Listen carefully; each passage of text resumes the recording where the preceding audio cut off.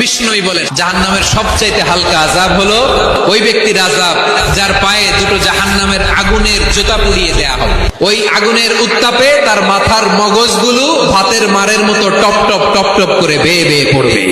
জাহান্নামের ভেতরে লক্ষ লক্ষ কোটি কোটি কাফির মুশরিককে দেওয়ার পরেও জাহান্নাম বলবে হাল মিন মাজিদ, আরো আছে নাকি, আরো দাও, আরো দাও, আমার ক্ষুধা নিবারণ হয় নাই।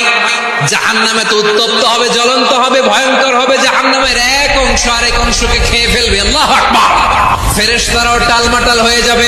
জাহান্নামের রক্ষী ফেরেশতারা কি করবে তারা নিজেরাও বুঝতে পারবে না। কোটি কোটি মুশরিক কাফেরদেরকে জাহান্নামে নিক্ষেপ করার পরেও জাহান্নাম ঠান্ডা হবে না, শান্ত হবে না, বলবে হাল মিন মাজিদ, আরো আছে নাকি, আরো দাও।